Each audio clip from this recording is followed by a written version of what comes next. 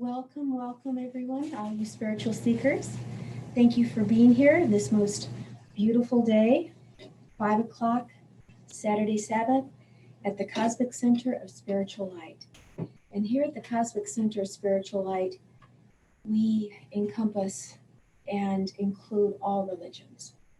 And so we welcome everyone, both on Zoom and on Facebook and in person.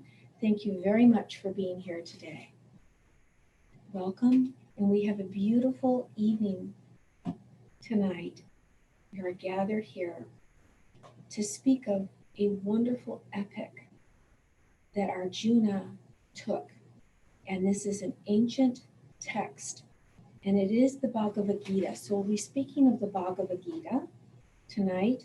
It's a beautiful Hindu text, very ancient. I'm going to tell you a little bit about it and give you the back history of it so that you'll understand why his journey, his choice is actually wonderful fodder for us to learn of his choice that he made way back in his era, and how the same choice is going to be impacting us today in our world and in our country, in our times, and in our lives. So the Bhagavad Gita is part of a larger text, because the Mahabharata. And the Bhagavad Gita has been promoted with different swamis with the interpretations, but it's an ancient Hindu text. They actually will call it the Hindu New Testament. And so for those, there's probably many of you who know what the Bhagavad Gita is, but there's probably many who don't. And this will be a nice, wonderful introduction for those who have not read it, but also a little bit of a refresher course for those who have read it.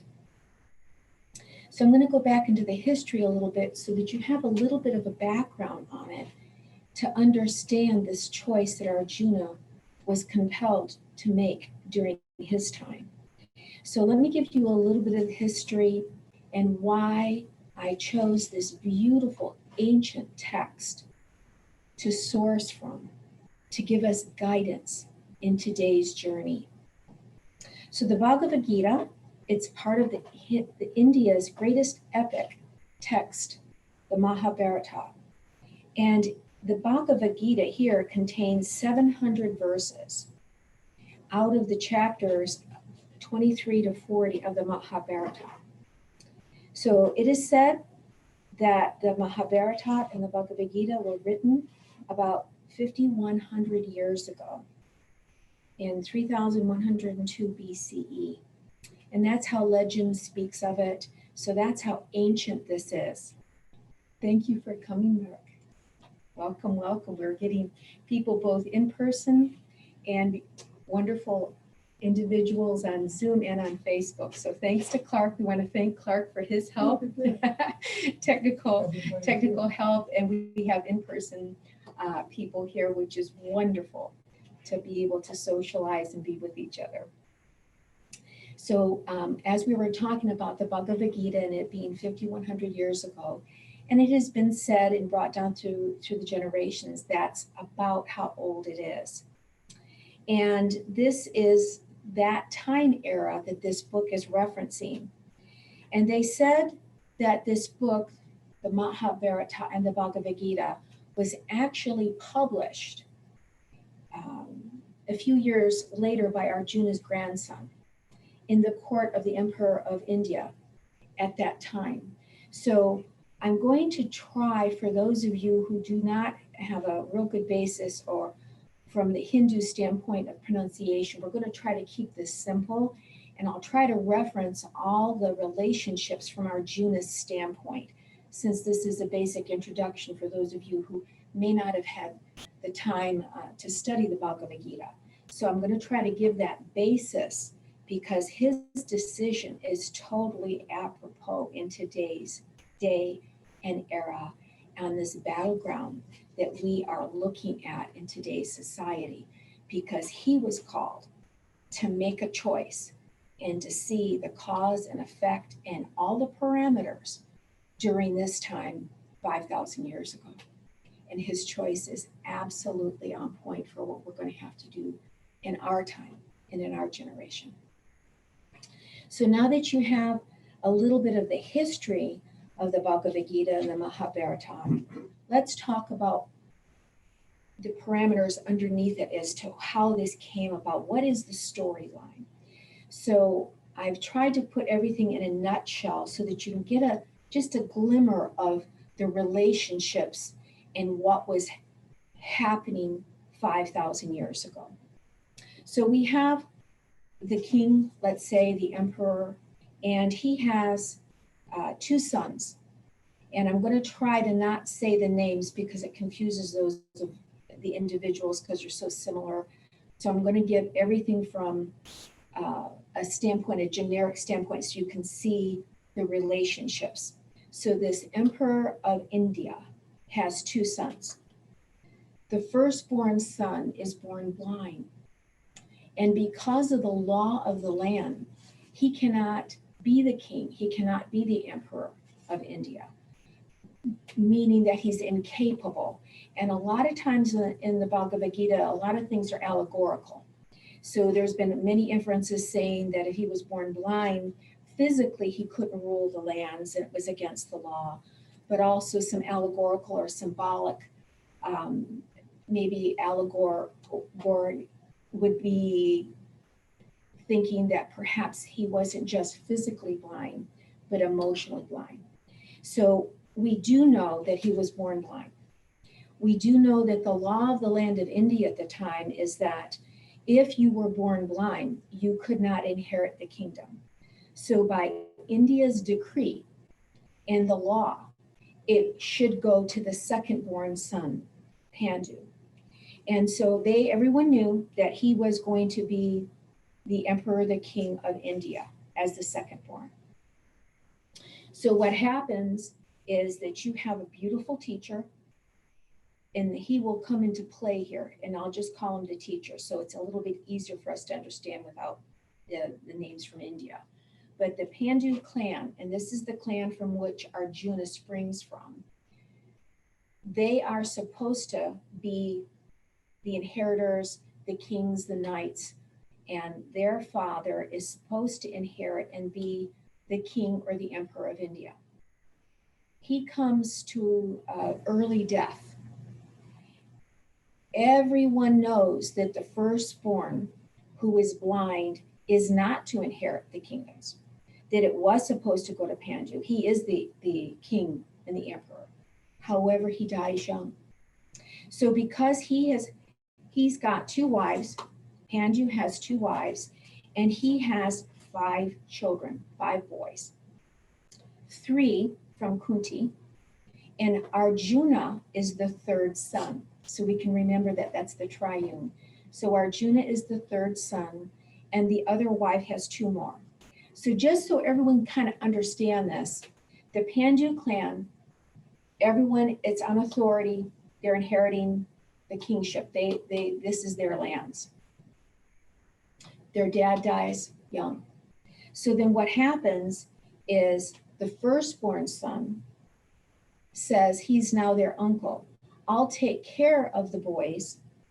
I'll give them a teacher, and I'll take custody of their lands until they come of age. So he's trying to be, and supposedly you see this benevolent uncle because he is blind. He knows he's not supposed to inherit the kingdoms, but he's going to play the benevolent uncle to Arjuna and all of his brothers who've lost their father, right? What happens, and this, again, I want to think about where the symbolic understanding of this is.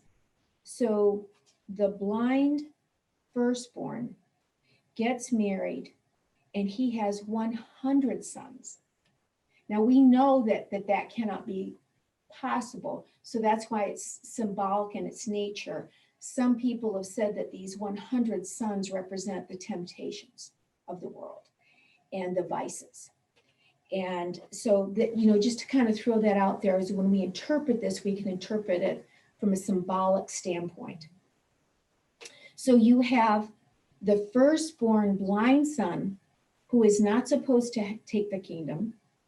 He's going to be the benevolent uncle, and just until the other 5 sons rise up to reclaim the lands. Now, just to make sure, I want everyone to understand this. Arjuna's the firstborn on his line, the Panda's side, the firstborn, I want you to understand what he embodies. And he was the perfect king, heir apparent. Everyone knew he was going to be the king, but look what his attributes that he has. He's good, he's gentle, he's righteous. He is a seeker of truth, piety, humbleness, has patience, forbearance, benevolence, and righteousness. Those are the qualities that is Arjuna's older brother that is supposed to be the king, the emperor of India. He is the perfect, wonderful king. Those are the qualities that you want for a king, right? So everyone knows that he's supposed to take the place of his dad who died. The second born, this is Arjuna's second brother. He represents and has the attributes of the good physicalness of the material body. So he's good at all things physical and has strength, brute strength, bluntness, but also a little bit of recklessness. So think of the different qualities that the 5 sons espouse and have. Now, Arjuna, what does he represent? And it reminds me of the Grail legends, it reminds me of chivalry. So think of what is Arjuna, because you need to, in the backdrop of this, you have to know who is Arjuna. Why is he compelled to make this choice? What makes his choice so important in this battleground, right? So who is Arjuna? He's the 3rd son of the rightful king who died, right? So what are his attributes? Chivalrous, devoted to duty. He is a master of archery. Now, all of the boys here are princes, you understand that, right? But what does Arjuna have? Courage, self-control, tender-hearted, loyal. He has the knightly qualities of what we would have said in our age qualified as the Knights of the Round Table, you see? So he has those kind of qualities. He also has 2 twins from the other, his stepmother, right? So there's 5 princes that are supposed to have these kingdoms, that now all of their lands and their mother are going to have their lands watched over by this uncle who's blind, who has 100 sons, right? Now watch what happens. His firstborn son of the 100, of the blind king, this is Arjuna's uncle, is very jealous. What are his character traits? Very jealous, cruel, malicious, and selfish. That's the qualities he's espousing. What he's already done in the Bhagavad Gita will tell you, he has already tried to poison Arjuna's older brother, who's the one that's really physical, right? So he survived. But then that doesn't work. Guess what else he also does? He traps all 5, Arjuna included, all 5 of the princes and their mother in a house with flammable material. And the only reason that they survived the attack was someone explained that to them at the time that it happened, had a little bit of forewarning, and there was some tunnels underneath that they were able to escape to freedom. So the blind uncle, who's now taken custody of all of the lands, right? His firstborn son is jealous of Arjuna. He's jealous of all the princes. Number one, he doesn't have any of the good attributes of goodness, right? But he's also not going to inherit the kingdom. He's very jealous, and he's trying to poison in any way Arjuna, and especially Arjuna's older brother, who is going to be the king, correct? So I wanted to give you the backdrop so that you understand this template as to what the Bhagavad Gita is set in. So now Arjuna is an archer. He's a prince. And he absolutely has the Knights of the Round Table's qualities, correct? Of the highest good. So now look what happens. And this is very interesting with today. So the blind king is the custodian of the 5 princes' lands. And he knows that Arjuna's clan and his older brother is supposed to be the king. The whole country knows this, correct? He breaks the contract. He decides, and remember this is going to be important. He breaks that contract and he says, you know what? Forget it. I'm not going to abide by that. I'll give them half their lands. And so he says, I'm going to take the lands, all of them. I'm kind of used to having them, right? But I'm going to take them and I'm going to give half to my sons and half to the Panda side, correct? So now he's already broke the contract. He's broke what was the righteous way of doing this that everyone understood. Now what happens is Arjuna's older brother, who is supposed to be the king, correct? They actually crown him king. He takes over. The problem is that they know this. Now everyone's jealous. Now, do you remember the blind firstborn who's got all the 100 sons? That firstborn son is very jealous. He's already tried to poison all the princes. Arjuna's older brother is now crowned king. He's really jealous. So he knows what is the weakness of now the king. And his weakness is that he will obey family. And he also has a weakness for gambling.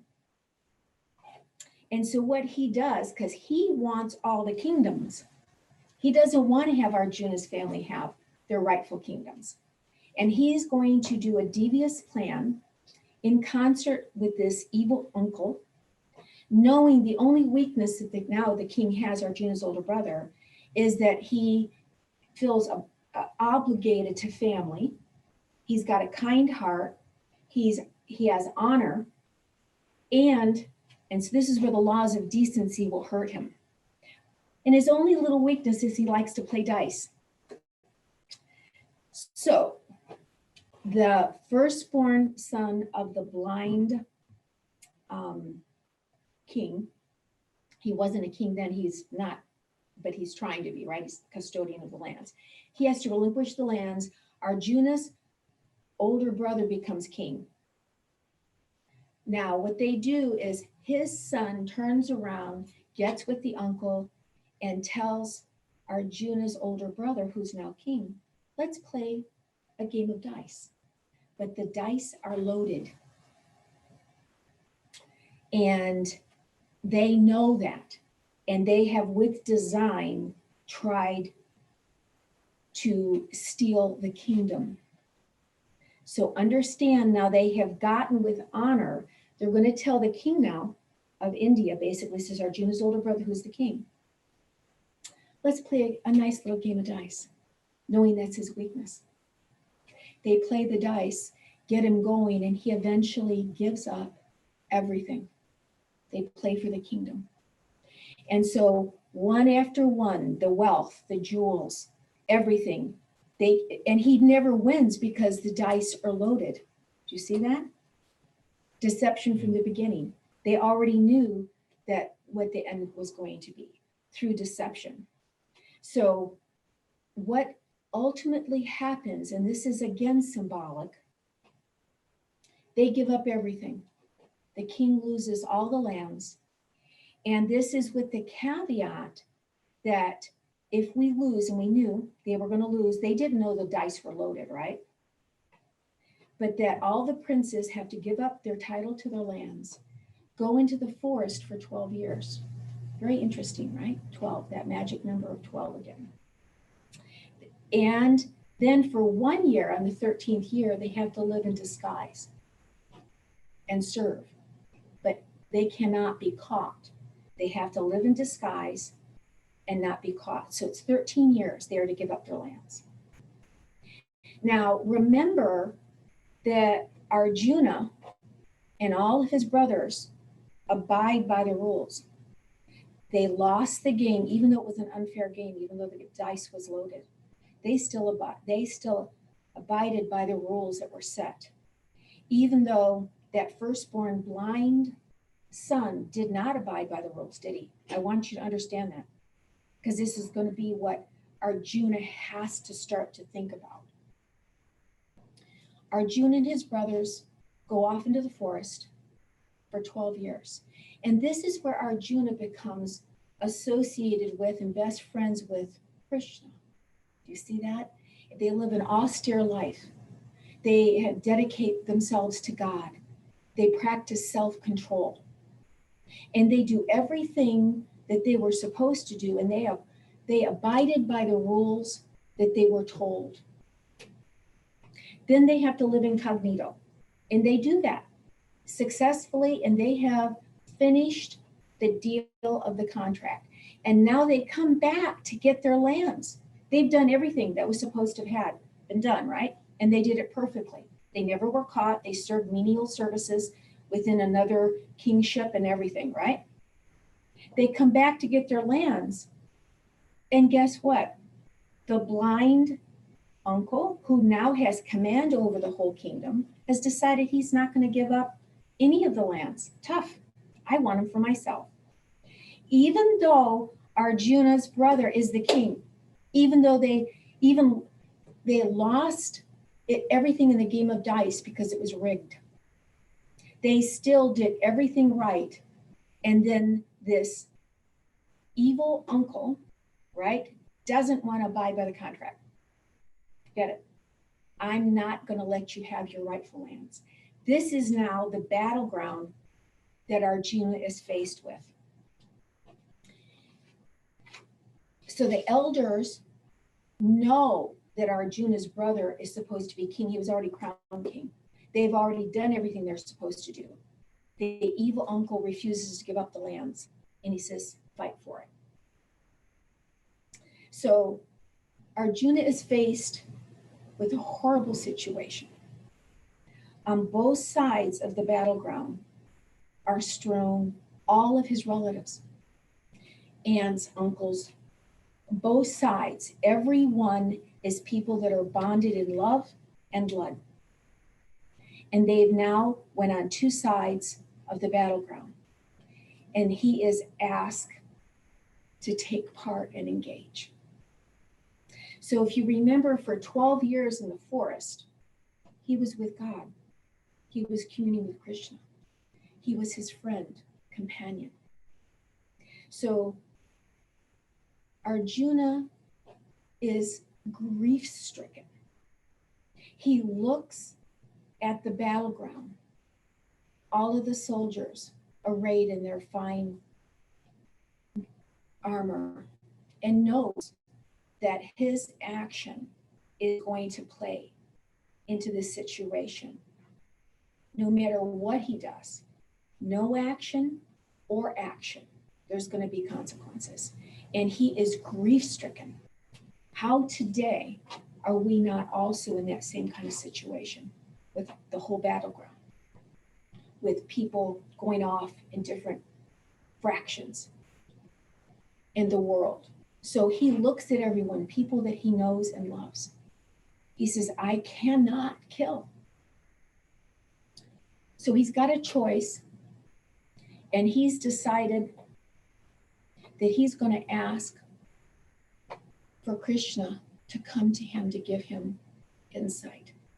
He could be given, and Krishna comes in and says, take a choice. You can have all my soldiers, 10,000 of them, or you can just have my advice. Arjuna takes the advice, and he knows he needs the enlightenment, not the soldiers. And because he chooses wisely for the enlightenment, this is the story of Arjuna's choice. He needs to have more information to be able to take this next action. So he chooses God, Krishna, to be by his side, unarmed in his chariot. Krishna won't fight. He's given to Arjuna's other side, his foe, all of the 10,000 soldiers, because that's who they chose.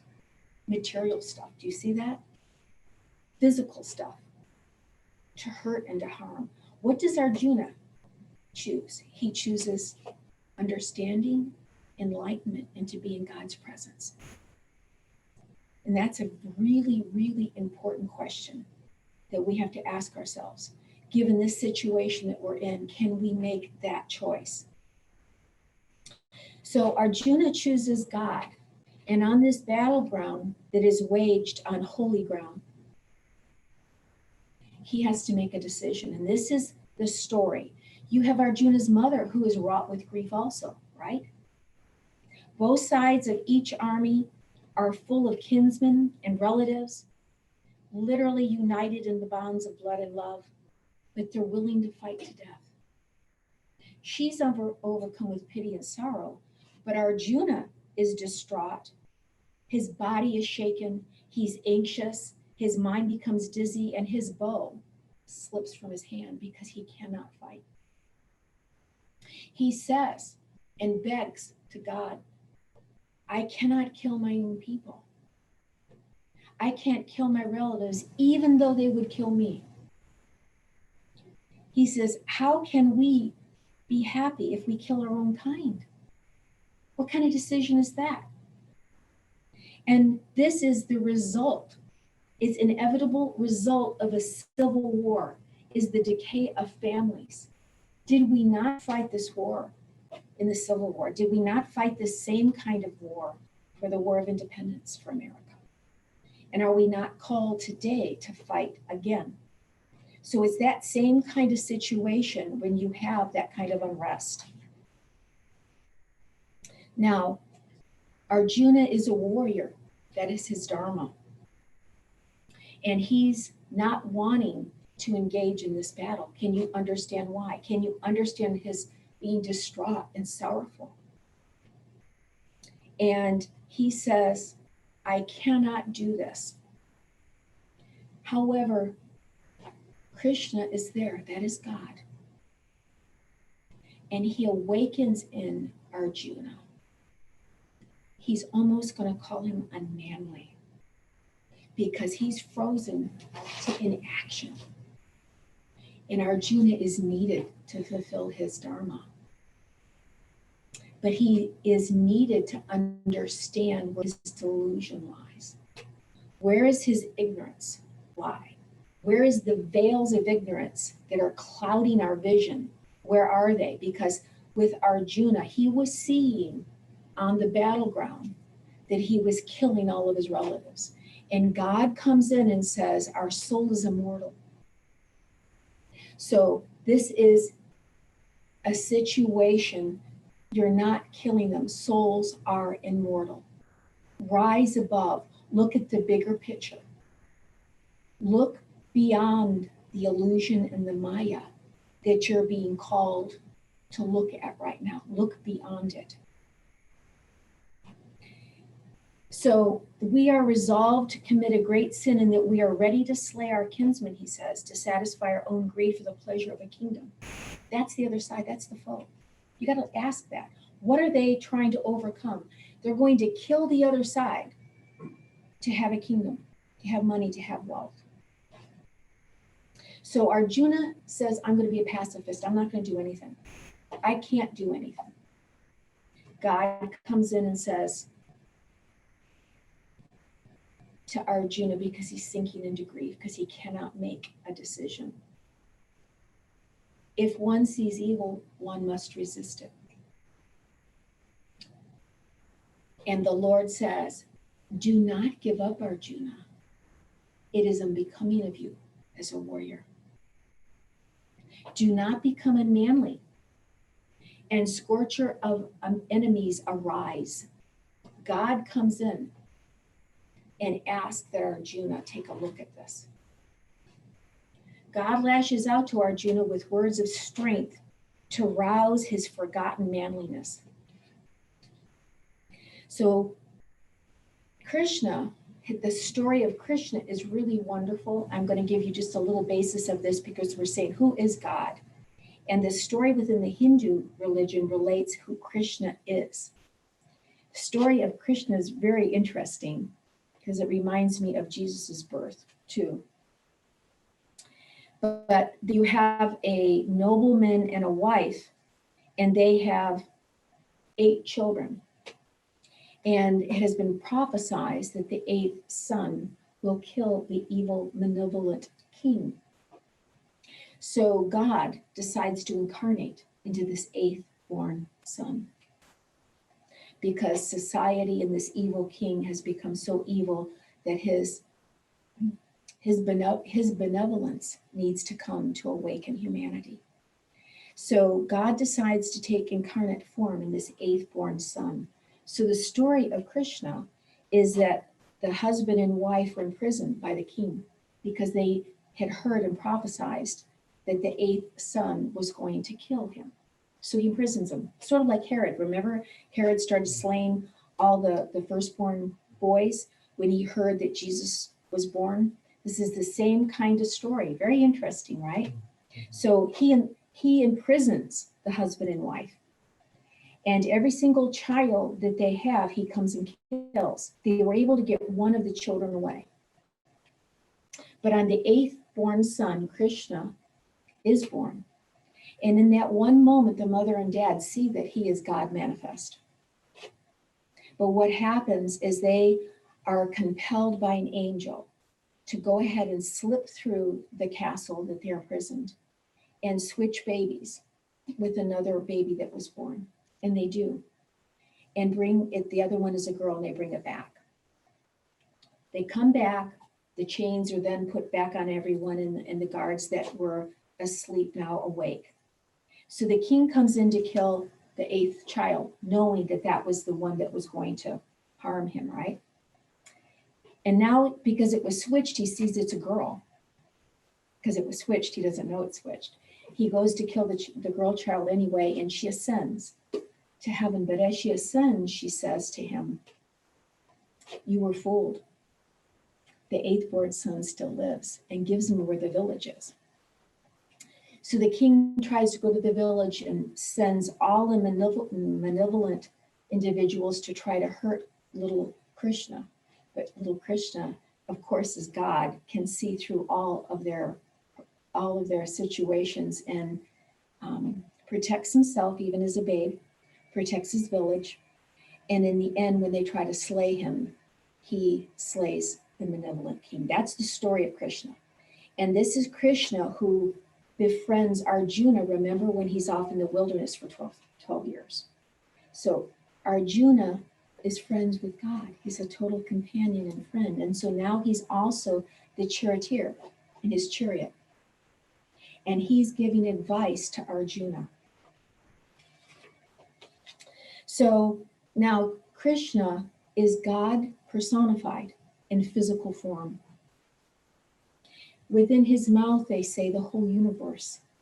You see, when he was a baby, he ate some dirt, and his mother looks into his mouth, she can see the entire universe and all creation. So Krishna is God, but he is not stained by worldliness. He's only a spectator, but he does engage, and he makes all the wrongs right in the world, even as he's growing up. So now let's talk about Arjuna. What's the ultimate choice is he going to make? And how does he come about that choice? So what does Krishna say to Arjuna? What is he asking him to reveal and to think about? First of all, Arjuna is laboring under the delusion, thinking, I'm going to kill my uncles in battle.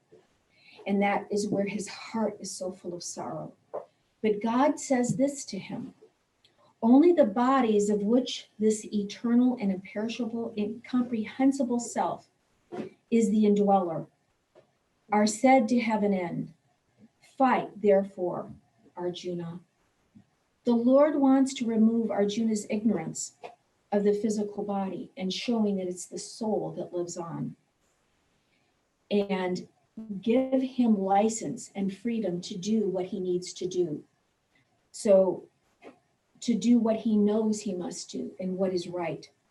And so he's explaining and showing to Arjuna that souls do not die, they're eternal. So you're not going to kill the soul, the physical body may be. So Arjuna says, I cannot kill my grandfather and teachers. I'd rather live on alms than enjoy wealth stained with their blood.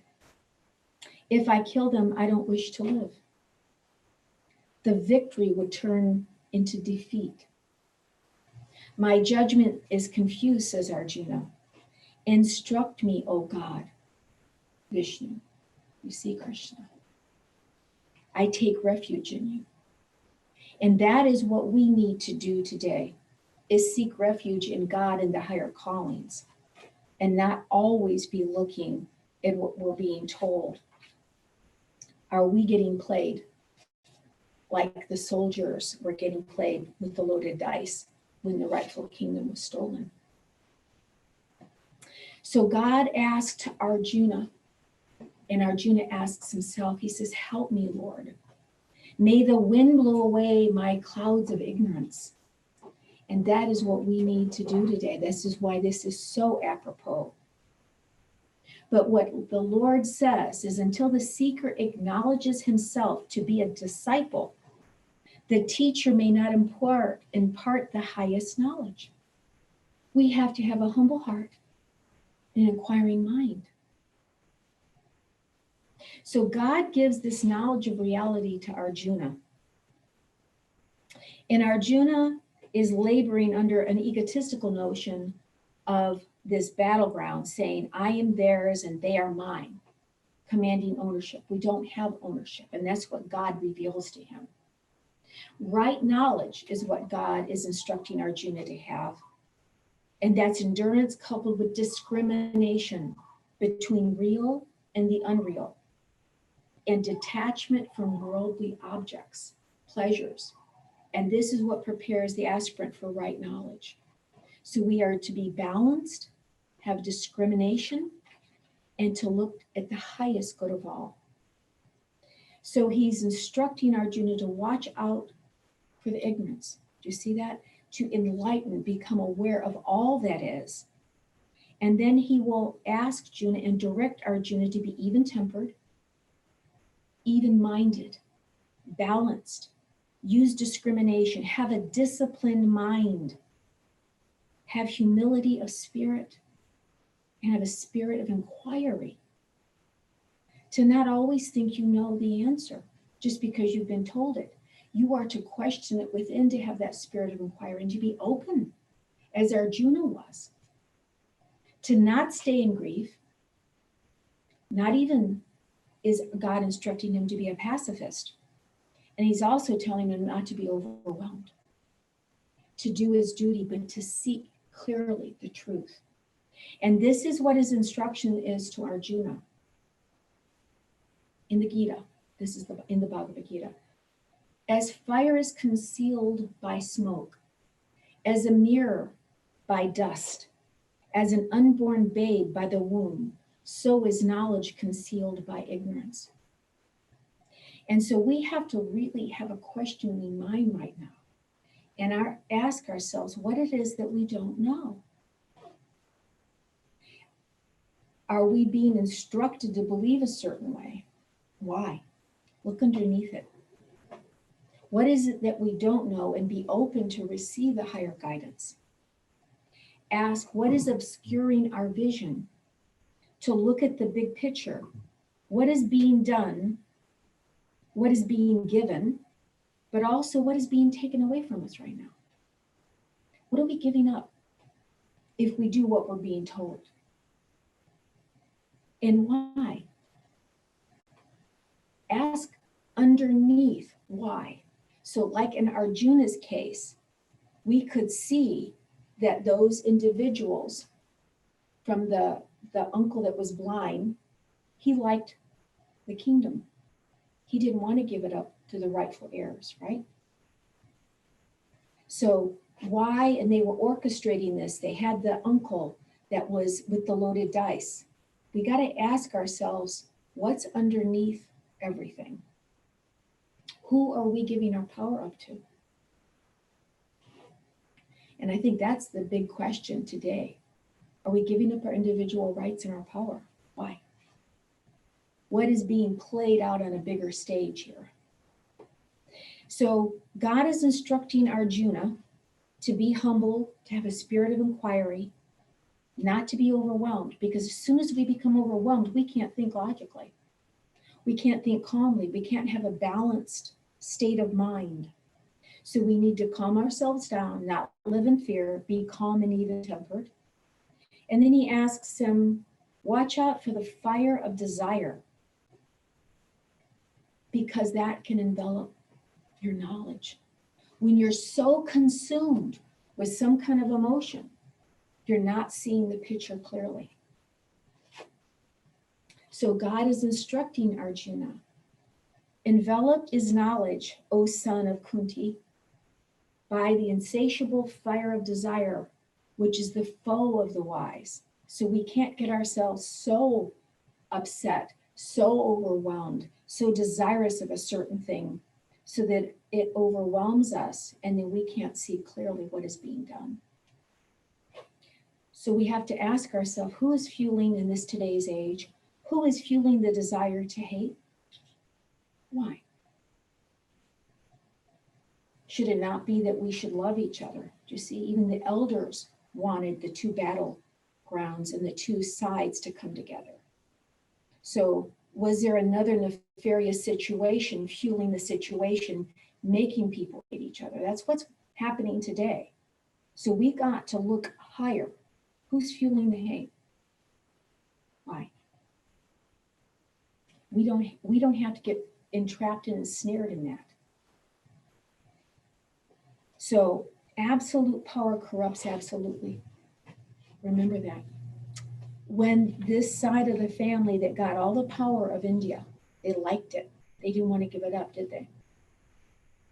And that is a source of corruption. So we have to watch out for the underlying reasons of things. So the advantage of a good ruler is being open and transparent, which is what Arjuna's brother was. And he was the perfect king. And it was the other side that wanted to take that from him. So that's another question to ask ourselves. Arjuna learned that the soul lives forever. This we know. When all motives are revealed, and this is what God was able to teach Arjuna, the motives, what was happening, what is the play that was happening on that battleground. I would ask in today's time, how is this appropriate during these tumultuous times? The soul lives on forever. When all motives of our journey here, of this epic proportion of the same battleground, is revealed to us like it is with Arjuna, whose side do you want to be on? Do you want to choose? We need to choose rightly, with thought, by seeking higher counsel, which is exactly what Arjuna did. He sought God's counsel. So before you sound the trumpets, which is, they had the celestial trumpets, the conch shells, when he decides that he is going to choose rightly and justly, and I'll tell you what Arjuna's choice is going to be. But on the sacred battleground of America, it's the same kind of battleground that Arjuna was being asked to fight on. The question is, who's the uncle? Who's the evil uncle that has deception? With the loaded dice, who are the sons that want the empire? Whose rights are being taken away? Just like Arjuna's rights in the kingdom was being taken away. And so the Gita instructs us and teaches Arjuna, therefore, O Lord, Arjuna, control your senses at the outset and slay this foul destroyer of knowledge and realization. Overcome desire, hate, greed, and control. We got to look at the higher picture, the higher good of all. And the Gita instructs us and says that the senses are superior. They say superior to the senses is the mind. Superior to the mind is the understanding. Superior to the understanding is he. Therefore, know him who is superior to the understanding. Control the self by the self. And destroy, O mighty Arjuna, the enemy who comes in the guise of desire and is hard to overcome. So when we choose, we got to choose with goodness and purity in our hearts, not for something selfish, for what we want. This is a saying in the Gita that instructs us to look at the bigger picture and to connect with Source, with the pure heart. Understanding there's Maya, understanding there's illusion, ignorance, and deliberate deception in this world. Are the players today playing with loaded dice? Are they taking advantage of people who have a good heart? Are they taking advantage of a good nation to advance their own ends and agenda? And that's a question that Arjuna had to ask himself before he chose his ultimate decision. So we're instructed today, when we look at Arjuna's choice, to look at the big picture. Who's getting robbed of their individual rights, their sovereign rights? What are we giving them up to, and who are we giving them up to? We're called to have courage to truly face the truth, as hard as it may be. See the flaws in humanity, have a spirit of inquiry. And that is what I think is the tale of the Gita. We have to question and be open to the knowledge that comes, because that's Arjuna was open. We have to have this spirit and humility to question and to be able to receive the truth when it comes. Act with integrity and for the higher good of all. It should be an act of personal service. So God is instructing to control the self, by the knowledge of the higher self. One controls the lower self. So this is why you can't get all wrapped up in emotion, because you can't see clearly. You see, we got to look at the bigger picture. Use the mind to subdue the emotions and the senses. We are instructed to think, to gain a higher understanding, to see the bigger picture, what is being done, and then decide to take right action for us. So Arjuna, when he was grief-stricken, as a lot of us may be right now, when we view what is happening in our country and the world, we're grief-stricken. When we really look at what's being done to everybody. But that was a spell of ignorance, that God is awakening Arjuna to look at the bigger picture. So Krishna recommends for him the performance of action for the purification of his mind. The knowledge that is born in a pure heart gradually becomes mature through the renunciation of action accompanied by the contemplation of reality. That's what the Gita says. He who neither hates nor desires may be known as constantly practicing renunciation, for free from the pairs of opposites. So that is why we're called not to abide in hate, not to abide and get so trapped in all the emotions. Now is the time to really ask for higher guidance and knowledge. And so he says, O mighty Arjuna, he is easily freed from the bondage when you're freed from the opposites, do you see? You've got to come higher. So what are we to learn from Krishna or God as he's instructing Arjuna to do? This is what I'd like to leave everyone with. Do not give up. He clearly told Arjuna not to give up. not become overwhelmed with grief so that you cannot act, to do your duty, your dharma. What is your mission in life? Do not become a pacifist, he tells Arjuna, and give up everything over to the unrighteous, because you cannot bear the consequences to act and to do what is right. God's calling Arjuna out. He's also saying to Arjuna, remain humble, be open to instruction, to inquire within and without, to not be deluded or blinded by selfish desires. So when you choose, make sure that you're not choosing for something that's of a personal gain for you, but it's for the good of the world, the good of the country.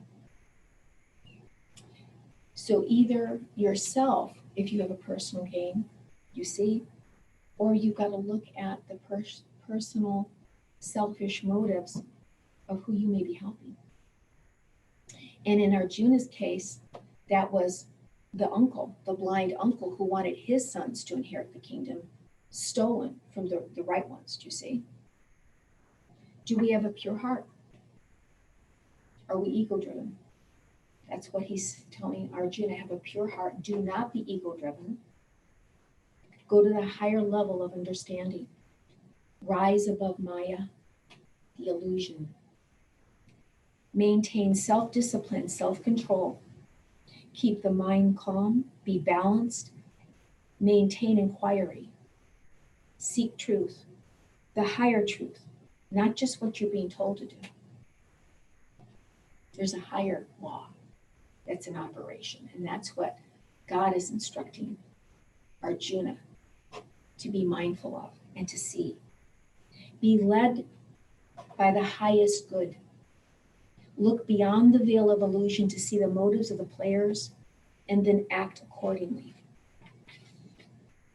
So what Arjuna does is he decides, after he has shown all the consequences of karma and dharma, that he's shown that he is in this time, in this place.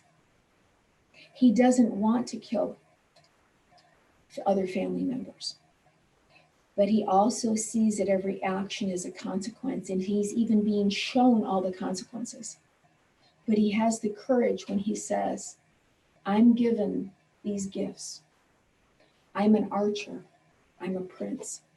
I'm going to act for the highest good, even knowing that through my dharma and karma, I will have to bear that grief.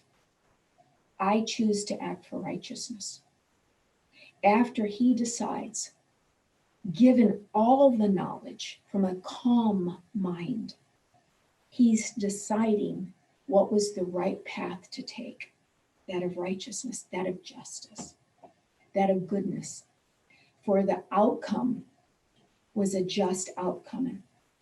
And so a courageous warrior, Prince Arjuna, takes his chariot with the white horses, and he chooses the side of the princes whose land had been stolen. He engages and they win. And he's willing, he has that courage to fight and to do what he must do, given the fact that he has to live with his self and his knowledge and to choose rightly. So in this time today, what are some of the questions that we have to ask ourselves? Was the firstborn son who was blinded by ignorance, that was the one that should have inherited everything, but he was blind? Was he was born blind, was he also blind with ignorance or greed? Do you see that? Or blinded by his love of his children, and he decided he was going to act and give them everything at the expense of Arjuna's clan? Did he let his selfish desires take hold? Did he let his son's greed allow him to go against the higher principles, the rules and the laws of India? Did Arjuna's family act with and abide by the laws, even though they were deceived? Even though his uncle had played with loaded dice and it was absolutely aghast Did Arjuna and his family abide by the rules? They certainly did. But the horrible uncle with the loaded dice, he didn't abide by the rules, did he? And so that's what Arjuna has to ask himself. Look at the actions.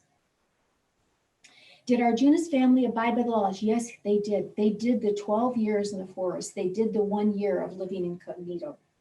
They abided by the contract. And still yet, that king that was blinded, who should have never had the lands, that was only deciding to take custody while the princes grew up, he just decided, no, I want it for me. So was Arjuna's clan and his whole family being robbed of their lands that was rightfully theirs? That's what Arjuna's thinking about. Who was acting deviously for their own selfish ends? And I think that's what we have to ask ourselves today. The uncle who knew Arjuna's older brother had a weakness, and he decided to use that against him. So Arjuna's brother is now the king of India, and that other uncle, in concert with that other son, decided to defraud them and use gambling as a way to do it. So we've got to ask ourselves, are we blind? What can we see now? Can we ask for higher guidance? And today, this is Arjuna's choice that we have before us. And I pray that we come to that understanding that we can ask for higher guidance, that the clouds be washed away so that we can see clearly. Let the clouds of Maya be washed away so that we can, with authority, ask for God and his wisdom to come down and give us the wisdom that we need to act accordingly in our time on this battleground. So what I'm going to do is play this is a crystal harp. And in the end, Arjuna decides that he's going to act for the right cause and justice. And the other side sounded their conch shells and their trumpets, saying that they were going to engage. And then Arjuna, knowing the course that he must take, choose justice. And he sounds his celestial conch shells. So let us, as we weigh this heavy choice in our lives, seek goodness, that God can come in when we are open with an inquiring mind and fill us with the knowledge that we need to make the choices that we must in this world. And so I'll close with this beautiful celestial harp. It's a crystal harp, and that can be our celestial conch shell.